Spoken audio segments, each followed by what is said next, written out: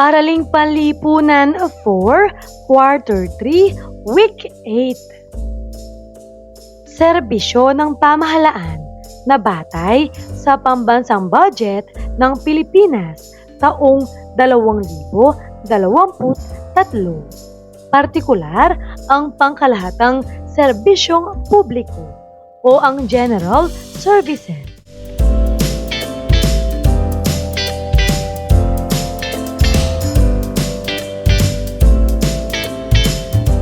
Matatag curriculum, bansang makabata, batang makabansa, with me, teacher, KMT. Magandang araw mga bata! Ngayong araw na ito, pag-aaralan natin ang tungkol sa serbisyo ng pamahalaan na batay sa pambansang budget ng Pilipinas taong 2023. Partikular ang pangkalahatang serbisyong publiko o ang general services. Mga kasanayan. Una, napahalagahan ang iba't ibang programa ng pamahalaan. Pangalawa, naiisa-isa ang mga kagawaran ng pamahalaan na may kaugnayan sa programang serbisyong publiko. Pangatlo, nakakalikha ng estruktura ng pamahalaan sa pamamagitan ng pagguhit at presentasyon. Unang araw, maikling balik-aral. Gagabayin ka ng iyong guro para sa gawain ito.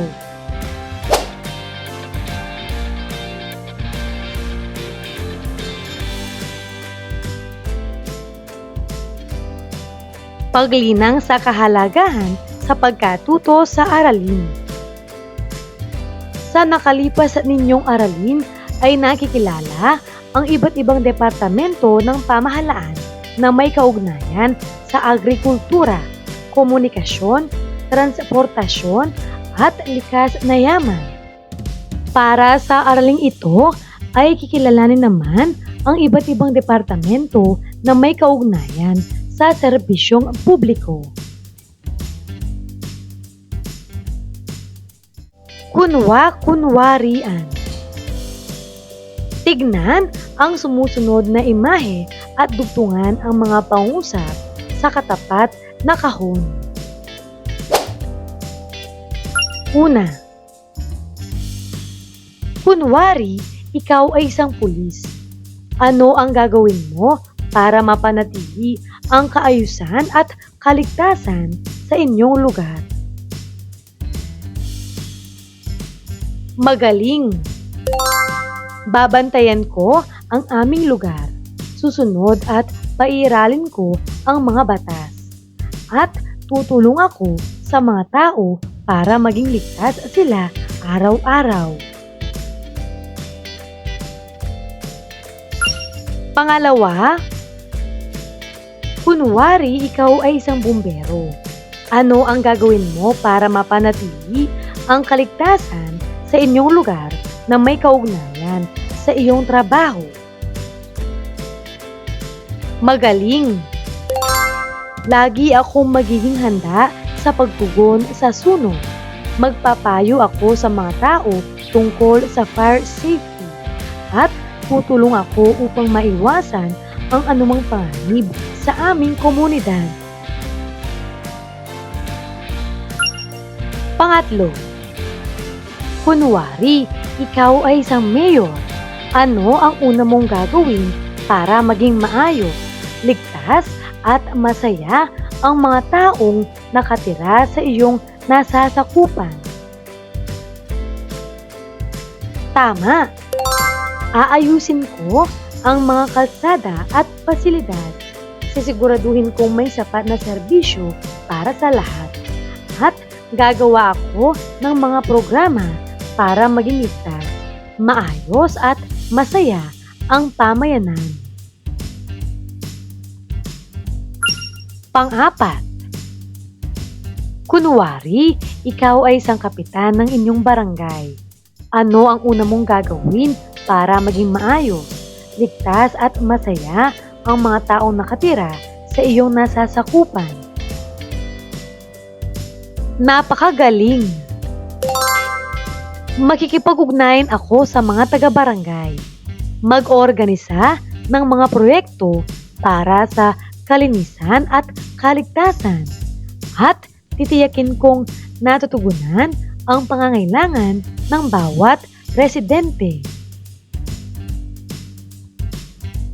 Paghawan ng bokabularyo sa nilalaman ng aralin. Serbisyong pampubliko. Ito ang mga gawain ng pamahalaan na may kinalaman sa pagbibigay ng programa ukol sa piskal, international, elektoral at kaligtasan. Ikalawang araw. Unang aralin, pangkalahatang administrasyon. Talakayin natin ang mga kagawaran na may kaugnayan sa pangkalahatang serbisyo. Una, ang kagawaran ng pananalapi o ang Department of Finance o DOF, ang tagapamahala ng maayos na patakaran sa pananalapi ng pamahalaan. Ito ang bumubuo ng mga patakaran sa kita na magtatamasa ng pondo para sa mahalagang programa ng pamahalaan na nagtataguyod ng kagalingan ng ating mga mamamayan at nagpapabilis ng pagunlad at kasiglaan ng ekonomiya. Pangalawa, ang kagawaran ng ugnayang panlabas o Department of Foreign Affairs o DFA. Ito ay nagbibigay payo at tulong sa Pangulo sa pagpaplano, pag-organisa, pagtutok, pag-ugnay, pagsamahin, at pagsuri ng kabuuang pambansang pagsisikap sa larangan ng ugnayang panlabas, alinsunod sa kaniyang konstitusyonal na mandato. Pangatlo, ang Komisyon ng Pilihan ng Pilipinas o Commission on Elections o COMELEC. Ito ang pangunahing tagapangalaga ng balota. Ang pangunahing papel nito ay ang ipatupad at pangasiwaan ang lahat ng batas at regulasyon na may kinalaman sa pagsasagawa ng mga halalan, plebisito, mga inisyatiba, referendum at recalls. Bilang tagapagtanggol ng karapatan ng sambayanan sa pagboto, ginagampanan ng COMELEC ang kaniyang konstitusyonal na responsibilidad na tiyakin ang kabanalan ng mga halalan. Pang-apat, ang Komisyon sa Audit o Commission on Audit. Ito ay may kapangyarihan, awtoridad at tungkulin na suriin, i-audit at ayusin ang lahat ng mga accounts na may kinalaman sa kita at resibo. Gayon din ang mga gastusin o paggamit ng pondo at ari-arian na pagmamay-ari o hawak sa pangangalaga o may kinalaman sa pamahalaan o alinmang sangay nito, ahensya o instrumento, kasama na ang mga korporasyong pag-aari o kontrolado ng pamahalaan na may orihinal na mga patakaran. Panglima, ang Komisyon ng Serbisyong Sibil o Commission on Civil Service o CSC. Ito ay nagtataguyod ng kasiyahan, kahusayan, integridad, responsibilidad, progresibo, at kagalang-galang na asal sa serbisyong sibil. Ito ay nagsasagawa ng mga hakbang upang palakasin ang sistema ng pagkilala at gantimpala. Isinasama ang lahat ng programa para sa pag-unlad ng mga tauhan sa lahat ng antas at ranggo at itinatag ang isang klima ng pamamahala na maayos para sa pampublikong pananagutan. Pinatnubayang pagsasanay. Gagabayin ka ng iyong guro para sa gawain na ito.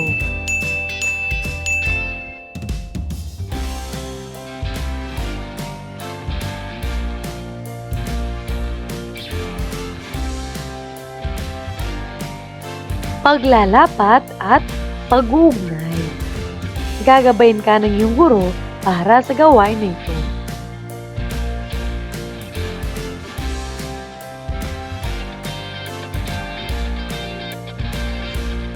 Ikalawang aralin, kaayusang publiko at kaligtasan. Pagproseso ng pag-unawa. Sa aralin na ito ay ating tatalakayin ang kagawaran kung saan ay nakasama ang tungkol sa kaayusang publiko at kaligtasan. Para sa unang kagawaran, Department of the Interior and Local Government o DILG. Sa Tagalog, ito ay kagawaran ng interior at pamahalaang lokal.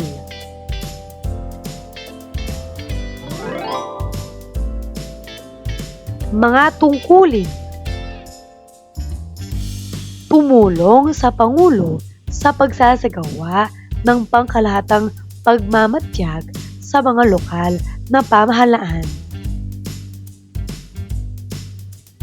Magbigay payo sa Pangulo sa pagpapalabas ng mga patakaran, mga alituntunin, regulasyon at iba pang utos hinggil sa pangkalahatang pagmamatsyag sa mga lokal na pamahalaan at sa kaayusan at kaligtasan ng publiko.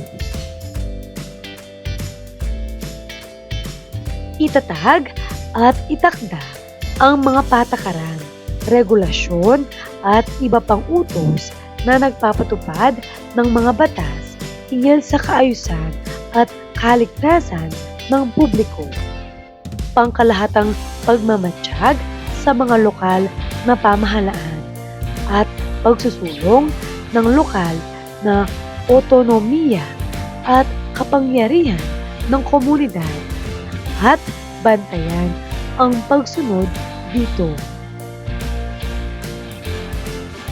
Magbigay tulong para sa pagbuo ng batas hinggil sa mga lokal na pamahalaan, law enforcement, at kaligtasan ng publiko.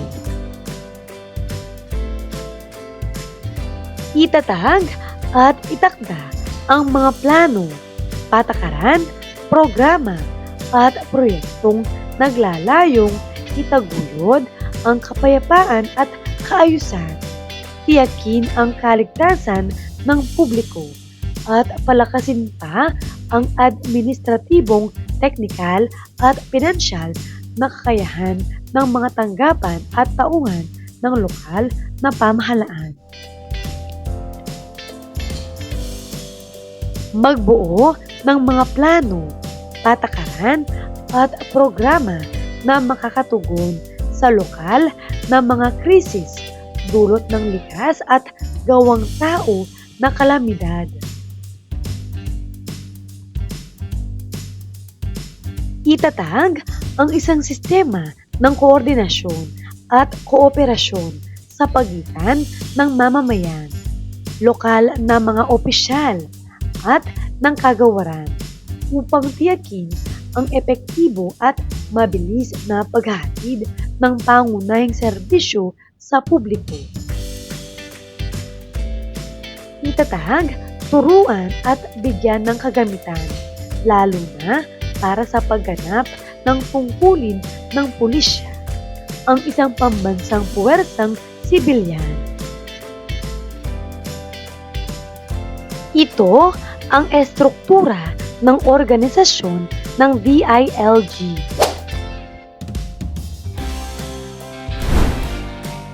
Pagmasdan mo ito.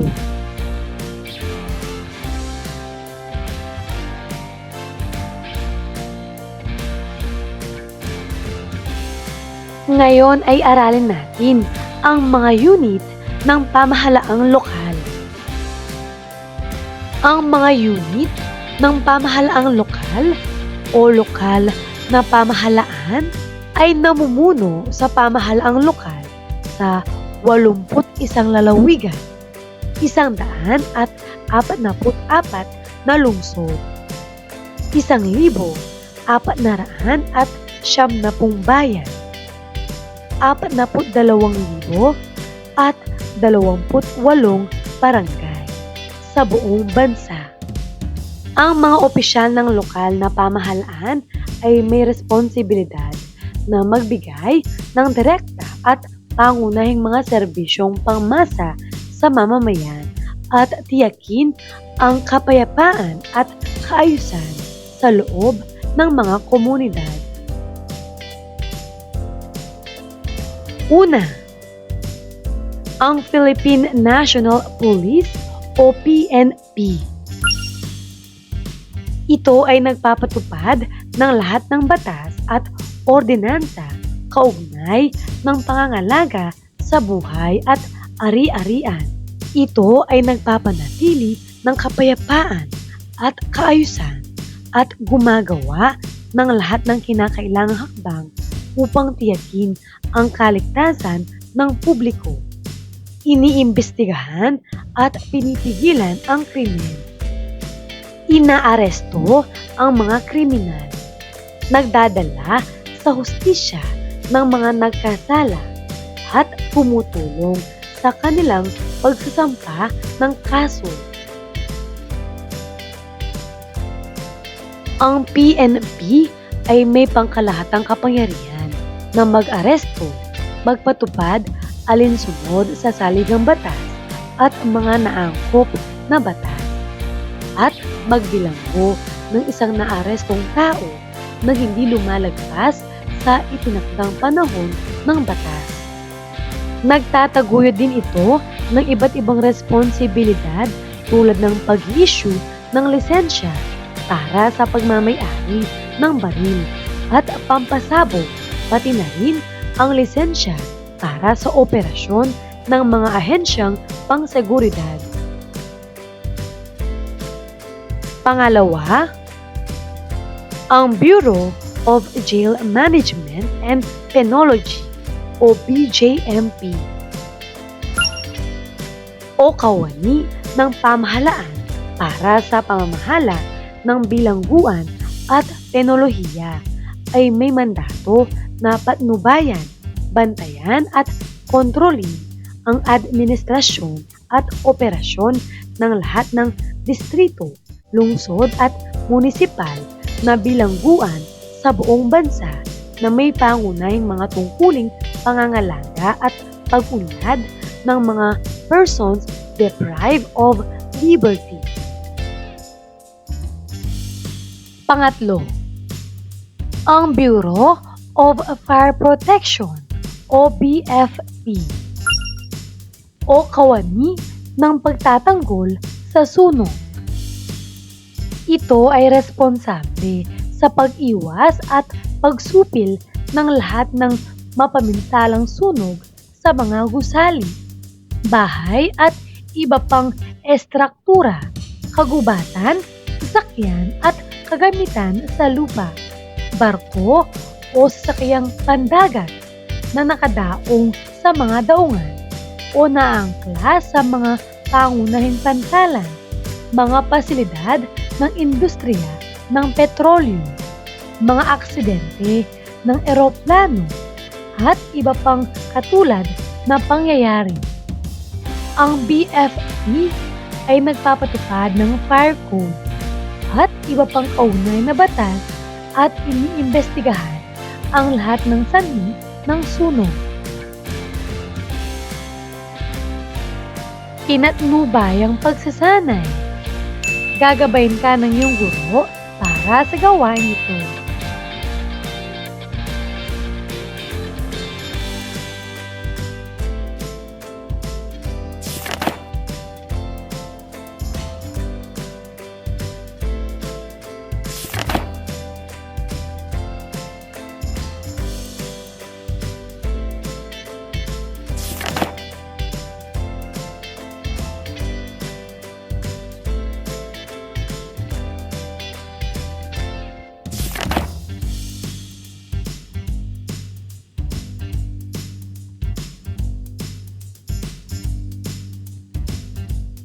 Paglalapat at pag-uugnay.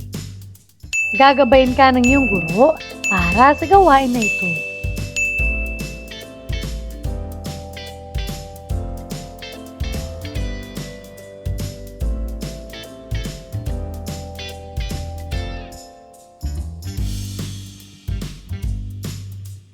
Ikatlong araw.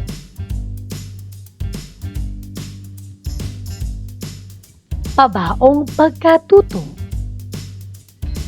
Gamitin ang talahanayan sa paglalahat ng mga natutunan mula sa aralin. Pangkalahatang administrasyon.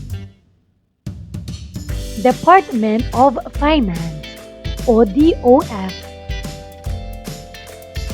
Department of Foreign Affairs o DFA. Commission on Elections o COMELEC. Commission on Audit o COA. Commission on Civil Service o CSC. Ano ang pangkalahatang natutunan sa mga ito?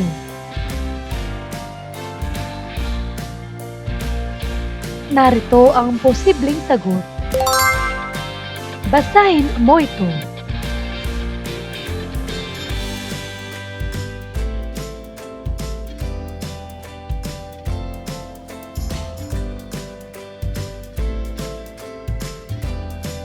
Para sa kasunod, kaayusang publiko at kaligtasan. Department of the Interior and Local Government o DILG. Local Government Unit o LGU. Philippine National Police o PNP. Bureau of Jail Management and Penology o BJMP. At Bureau of Fire Protection o BFP. Ano ang tamang sagot? Narito ang posibleng sagot. Basahin mo ito.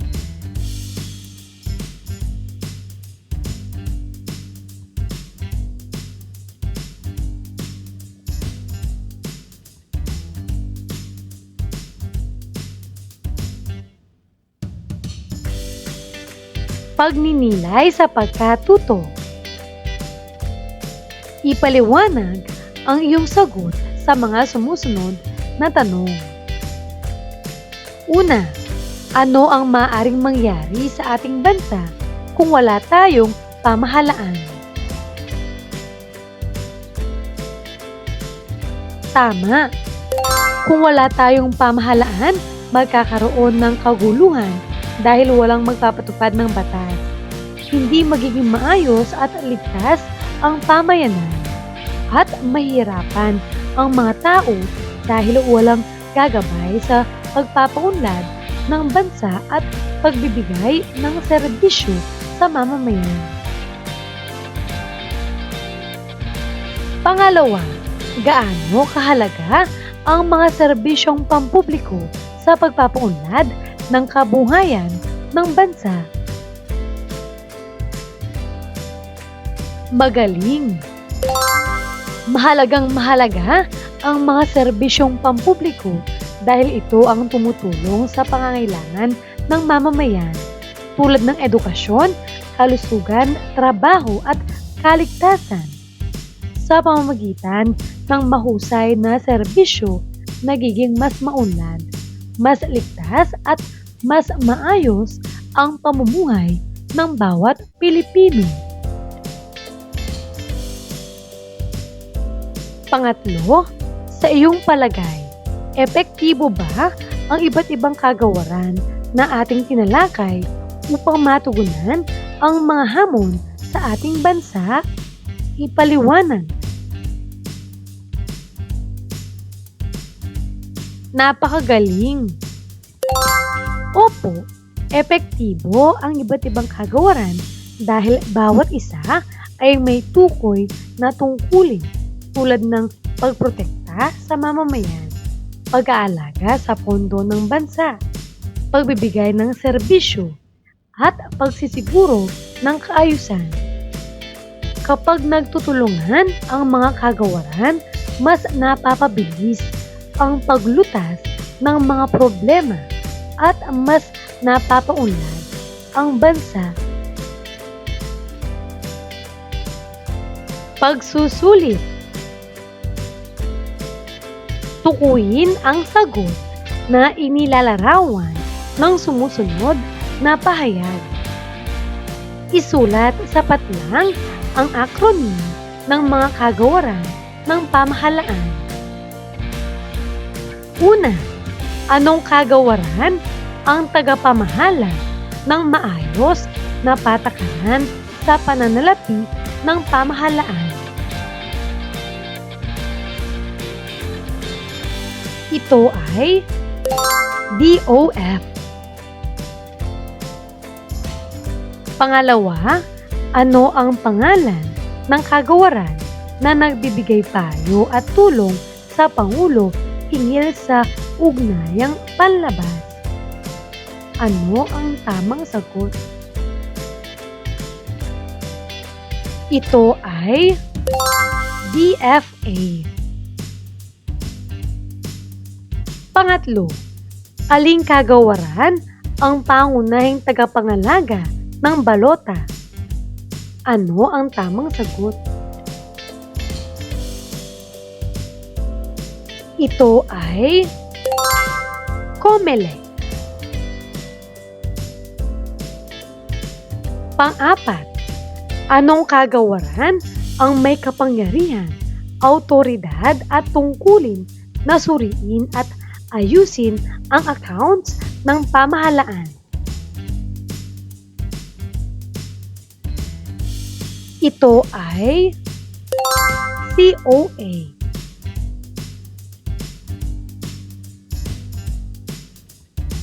Panglima, ano ang kagawaran na nagtataguyod ng kasiyahan, kahusayan at integridad sa serbisyong sibil? Ito ay CSC.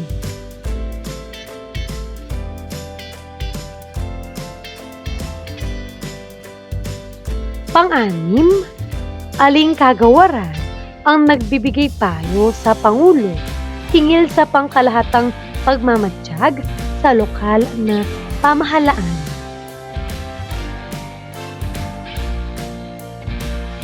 Ito ay DILG.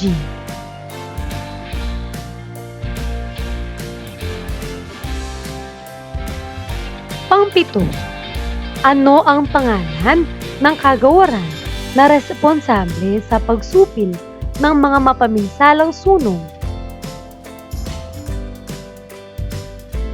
Ito ay DFP. Pang-walo, anong kagawaran ang may mandato na patnubayan, bantayan at kontrolin ang mga bilangguan sa buong bansa? Ang tamang sagot ay BJMP.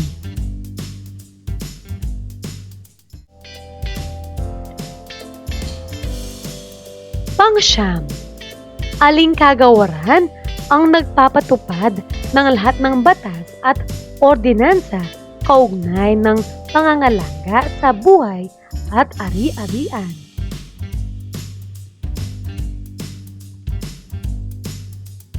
Ito ay PNP. Pang-sampu, anong kagawaran ang nagpapakilos ng patakaran sa kita na magtatamasa ng pondo para sa mga programa ng pamahalaan? Ang tamang sagot ay DOF.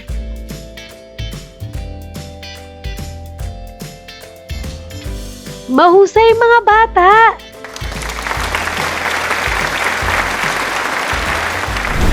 Ano ang mga natutuhan mo sa araw na ito? Ngayong araw na ito, natutuhan ko ang tungkol sa pangkalahatang administrasyon at ang kaayusang publiko at kaligtasan.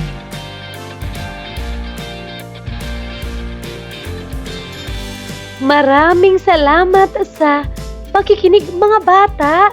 Sana ay may natutuhan kayo. Huwag mong kalimutan pindutin ang like, share, at subscribe.